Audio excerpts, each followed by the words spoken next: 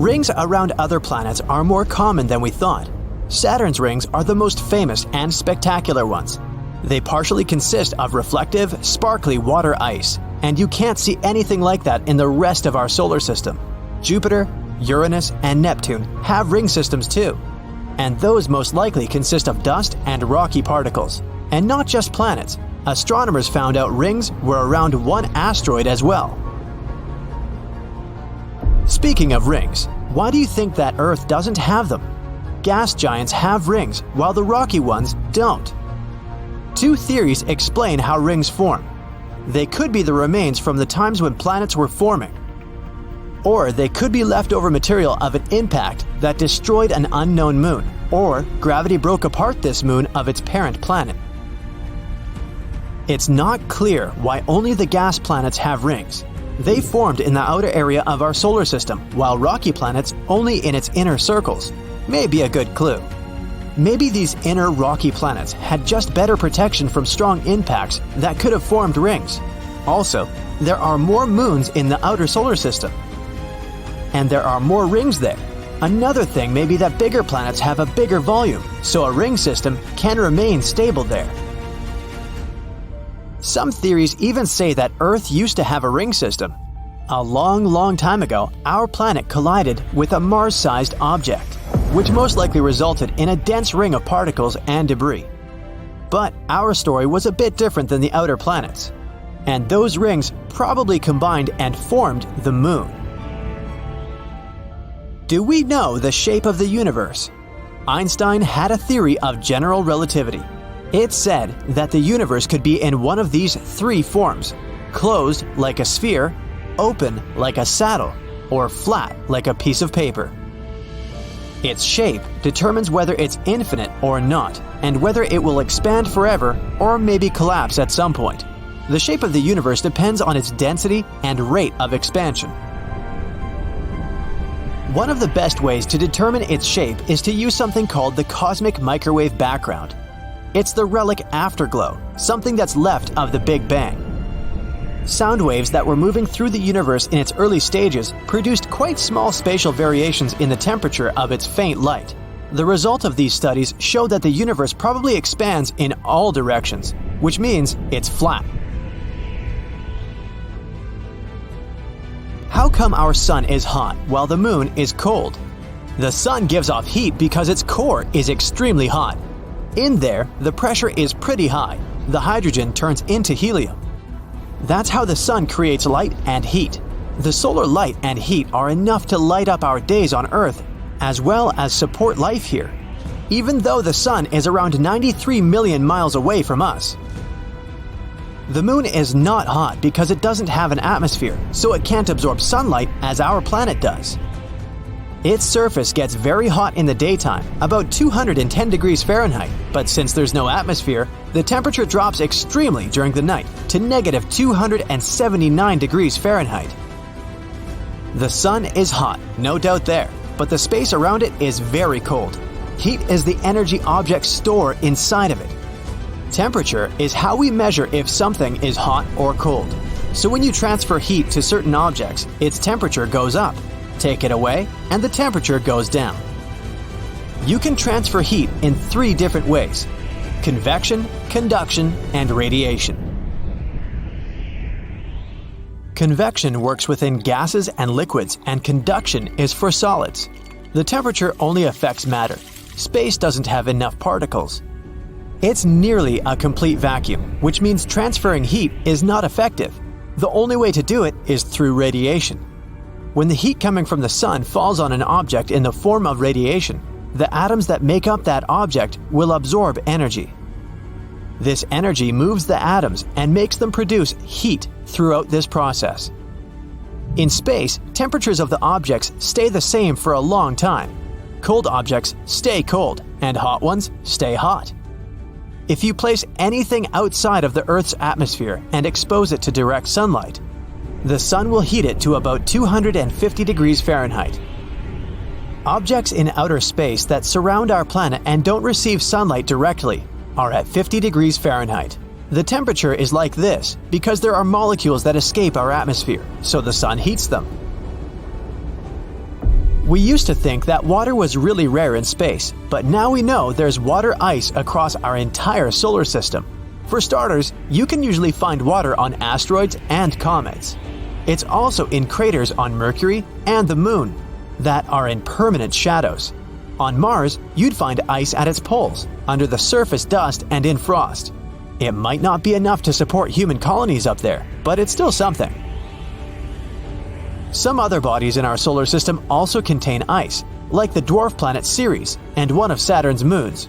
Europa, one of Jupiter's moons, could be one of the most likely candidates we know about that could contain life. It probably has an entire ocean under its frozen and cracked surface. It could have twice as much water as all oceans on our planet together. Titan, the biggest of Saturn's moons, also has a liquid cycle, but it's not water. Its cycle moves materials between the surface and the atmosphere. At first, it sounds like the water cycle we have on Earth. But immense lakes on Titan are filled with ethane and methane.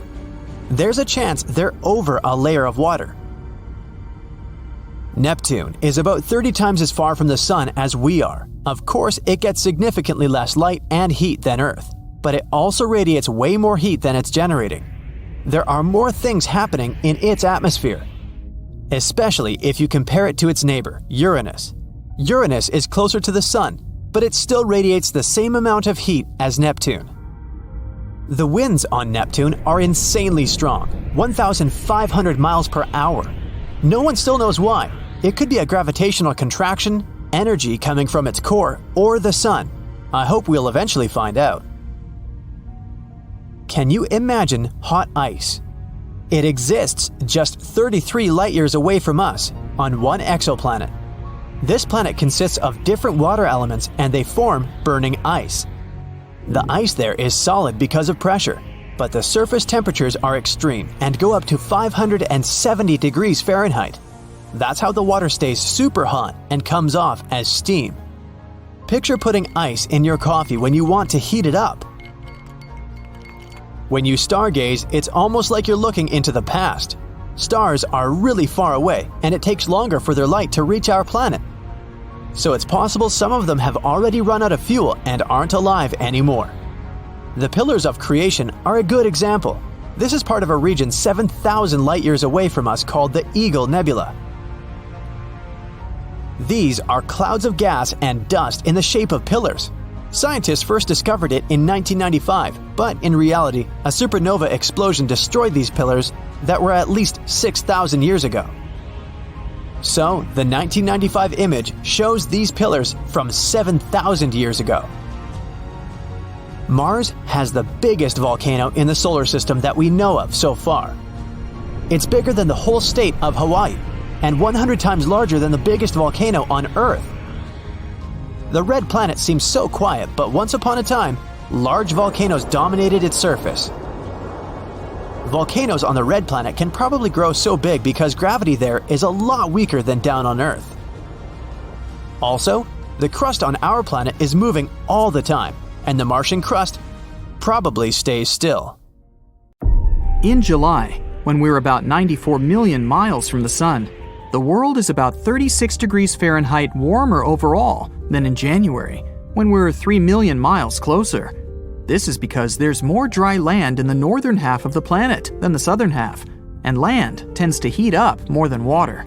During the northern summer in July, more land is heated up than in January, so the planet gets a little warmer at this time, even though we're further from our source of heat. The closer the moon is to the horizon, the larger it looks. This phenomenon is called the moon illusion.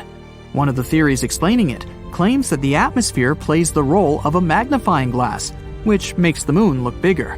In reality, if the atmosphere had a say in it, the moon would actually look smaller, not bigger. Most experts believe that the illusion is created by your own mind. It can increase the moon's size more than twice.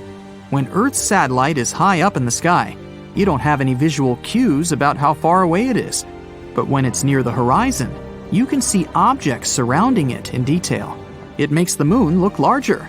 But it's just one of the many theories explaining the phenomenon. By the way, you can trick yourself out of this illusion if you bend down and look the moon upside down through your legs. A day on Venus is longer than a year. It takes the planet 243 Earth days to rotate around itself, and only 225 Earth days to make a full circle around the Sun.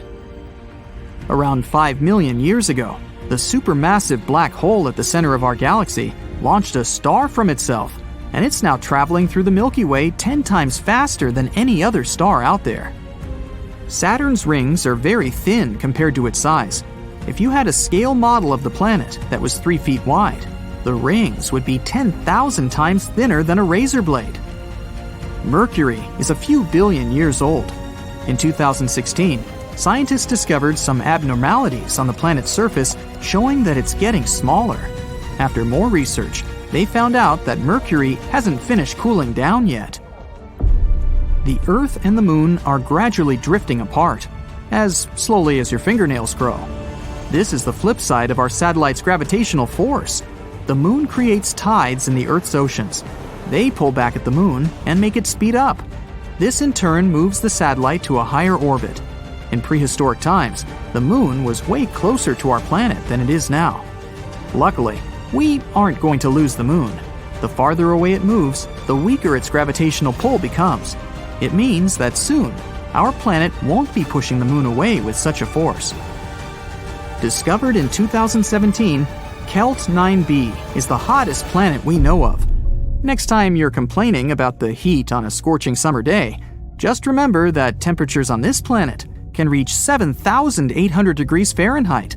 That's because it orbits really close to its star, which is called Kelt 9. This thing is way hotter and bigger than our Sun. Experts believe that the giant star might someday evaporate the entire planet with its intense heat. Kind of a sizzling solar sauna, wouldn't you say? Everything on Earth, and everything people have managed to see in space with the help of telescopes and other instruments, is normal matter. It's made up of atoms and molecules, and adds up to less than 5% of the universe. Almost 3/4 of the universe is dark energy. Astronomers wouldn't even know the thing existed if several decades ago they hadn't found out that the expansion of the universe wasn't slowing down. Quite the opposite, it was accelerating. It meant there had to be some enigmatic force that counteracted gravity. It got dubbed dark energy. Cold welding is a phenomenon in space when two pieces of the same metal join together without any trouble and heat. About 700 million years ago, a mysterious event that occurred may have turned Venus into the place it is now. Admittedly, astronomers can't see the surface of the planet directly because it's covered with dense layers of thick clouds. But space missions that have been sent to the hot planet found that Venus is peppered with fire-breathing volcanoes, massive mountains, countless craters, and gigantic lava plains. The temperatures on the planet are so incredibly high that they could melt lead. And the atmospheric pressure is so immense that it would instantly crush any living being reckless enough to set foot on it. If that's not enough, the atmosphere of the planet is filled with noxious clouds of sulfuric acid, which smells worse than rotten eggs. Carbon dioxide, the main component of Venus's atmosphere, along with the infamous sulfuric acid, create a powerful greenhouse effect. As a result, the lower atmosphere and the surface of the planet are some of the hottest places in the whole solar system. Neutron stars are the size of a small city, yet their mass is about 1.4 times that of the Sun. They're formed when massive stars die and their cores collapse in on themselves. The core continues to press in on itself until all the electrons are essentially crushed together, leaving only neutrons. This makes neutron stars one of the densest objects in the universe. In fact, a single teaspoon of neutron star material would weigh 1 billion tons. Of course, getting this sample and delivering it back to Earth might be a difficult task, since the gravity on a neutron star is 2 billion times stronger than the gravity on our planet. Because of the effect the Moon has on Earth, our planet is gradually rotating slower and slower, and I mean very gradually, at around 17 milliseconds every 100 years. So, it will take 140 million years before the world can add a single extra hour to its day. But that also means that when the dinosaurs existed, there were only 23 hours in a day. There's very little activity going on inside the Moon. Plus, There's almost no atmosphere around. That's why scientists can trace impact craters littering the satellite's surface back billions of years. While dating the craters, astronomers discovered that the Moon, along with our planet, went through a late heavy bombardment about 4 billion years ago. This event is also known as the lunar cataclysm. This interval lasted several 100 million years. During it, an unusually large number of asteroids collided with Earth, Mercury, Mars, and Venus. The newest scientific theory claims that Venus could have had a pleasant, stable climate for billions of years before something went wrong. Astronomers did thorough research and built a model of a virtualized Venus-like world. This model demonstrated that for most of its history, the hot planet had oceans with liquid water, adequate temperatures, and stable tectonic plates. In fact, the planet resembled Earth as it used to be at the beginning of its life. Scientists suppose that this period of Earth-like development could have lasted for more than 3 billion years.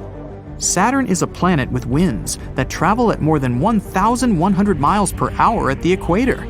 It's also the planet with the most prominent rings. The atmosphere of Saturn isn't really different from its surface, but the deeper you go, the higher the pressure becomes, and hydrogen becomes liquid. Further to the center of the planet, this liquefied gas turns into metallic hydrogen. Like Jupiter, Saturn might have a rocky core, with hydrogen and helium surrounding it. On the other hand, even if it is made up of rocky material, the core can still be liquid. Humans have been exploring space for over 60 years, and the effort has certainly paid off. All the planets in our solar system have now been explored, even the dwarf planets of Pluto and Ceres. Most of the exploration was done by NASA's Voyager program, which began in 1977. Voyager 1 and 2 collected information on the planets, their moons, and their unique systems of rings and magnetic fields. These twin spacecraft continue to send data back to Earth, and Voyager 1 is currently in interstellar space. The sky might appear pretty peaceful as you look at it from Earth, but the Milky Way is headed for a massive collision with the Andromeda Galaxy. 4 billion years from now, you can set your alarm. These galaxies will meet, and neither will survive. Stars will be scrambled, and constellations will be undone. Eventually, the two giants will merge and form an elliptical galaxy. But according to National Geographic, our Sun and Earth will survive. Any life forms on Earth will be treated to a splendid sight as the galaxies come together. You're driving to your sister's house when all of a sudden the sky changes. The cool weather becomes scorching hot in a matter of minutes. People who were going for casual autumn strolls have now taken off their jackets and are sweating. People who were planning on going for a weekend ski trip have canceled their plans at the last minute to head to the beach. It was sunset, but the sky has become as bright as day. You fish out your sunglasses and continue driving. Nothing seems normal, but people don't seem to care. You put on the radio and hear everyone panicking about the sun. Nothing is cohesive. They're jumbling up their words and saying a gazillion things at the same time. You take out your phone and see what's happening on social media, and it's all the same thing. Nothing is comprehensible. It's just people talking about how the sun is getting closer to the earth. Footsteps are clacking along a quiet hallway. A man dressed in a sharp suit is making his way to one of the most important meetings of his life. Adam walks through the meeting room while everyone is waiting to hear what he has to say. As the head astrophysicist, it's Adam's responsibility to figure out what is happening and not let the public know what's going on. Otherwise, the whole world will succumb to panic and mass hysteria, which won't be good. He takes a seat at the head of the table while everyone waits for what he has to say. The room is tense and no one is saying a word. He takes off his glasses and places them on the table. Everyone is watching his every move. He takes a few files out of his folder and starts reading. His voice can command a room. My fellow colleagues, I'm afraid the worst has fallen on us. After countless hours of consistent observation and analysis, we have discovered that a piece of the sun has abandoned its orbit and it's making its way toward us. We still don't know which part of the sun, but we know that once it strikes us, we may not have an Earth to call home any longer. The tension in the room is palpable. Everyone looks at each other confused. Adam answers as many questions as he can, but he himself doesn't even have some of the answers. In a matter of minutes, the press leaks some voice recording of Adam's speech, and the world goes berserk. Back to you. You just heard a snippet from Adam's speech and aren't too convinced of its validity. Even though the sky is getting brighter by the second, there's still no reason to panic. You continue driving, and suddenly you sense an intense vibration. Your car lifts off the ground and the windows shatter. You get out and duck for cover. You saw a comet-like object strike down in the middle of nowhere, miles away. More of these objects look like they're heading toward the ground. You start your car and drive off, trying to find a place to hide. Ashes start covering the sky, which makes it even hotter than it already is. The earth is scorching. Meanwhile, traffic is piling up for people who want to escape but don't have any real place to hide. You eventually abandon your car and go on foot, trying to find a place to cool down and get away from the sun's rays.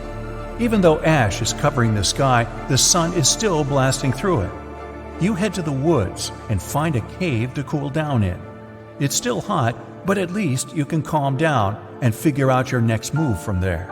You get out your phone and try to see if there's any news updates on what's happening, but nothing seems to be updating. You keep refreshing it, but nothing works. Suddenly, you hear some people getting closer, and they order you to step outside of the cave. Adam is with the top scientists in the world, trying to figure out a solution. Everyone is presenting him with solutions, but in the end, none of them are achievable. They've spent hours in the office, but with each passing minute, the sun is getting stronger and the sky is getting brighter. It feels like nothing can be done until Adam has an aha moment. He calls for everyone's attention and asks for the extra people who are not contributing to leave the room. He mentions that they need to launch a rocket into space that can divert the large mass heading toward the Earth before it breaches the atmosphere. They only have a few hours before the sky becomes completely dangerous and unsuitable for flying. As for now, all flights around the world have been canceled. There is only a small window of opportunity to get this rocket out there and save the world. Adam summons the best engineers he can find to adjust the rocket and the astronauts who will volunteer for the mission. They go into quick basic training and start planning for the next steps. After many briefings, they're ready, but they only have one shot at diverting the large object. The astronauts are ready and begin to enter the rocket. Suddenly, you pop up out of nowhere, dressed in a spacesuit. You're one of the prominent astronauts for the mission. Those people who found you in the cave were from NASA, trying to recruit you for the mission. You meet with Adam, and he quickly briefs you about your role. Because the mission is very last minute, there wasn't even time for Adam to sit with you and give you the proper training or brief. You enter the rocket and take your seat. The engineers and scientists gather around to make sure that everything is in order before takeoff. The large object is getting closer, and if the rocket is delayed, then it'll melt when it reaches the final part of the mission.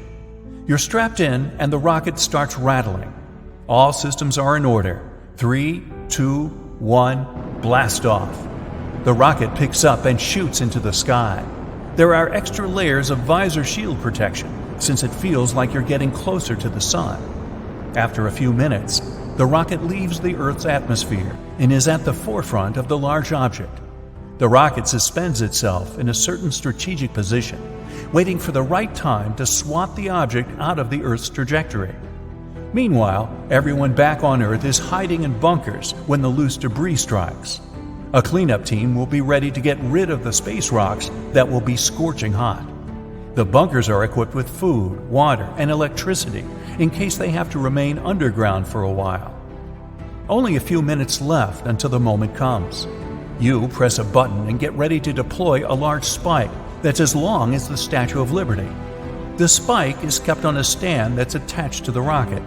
It will fire the spike like a bow and arrow and shoot it straight through the large object, breaking it before it melts. There's less than 1 minute before impact. The arrow is stretched and released. The tip of the arrow has a titanium drill that will continue drilling through the object as soon as it hits.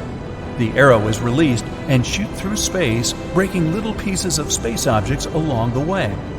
As it speeds through, it finally hits the large object and drills through it. But nothing seems to be happening. The drill is barely getting through the center. Luckily, Adam had already thought of a backup plan. The rocket, still suspended in its spot, fires a laser where the spike is to speed things up. The laser starts melting through to get to the core.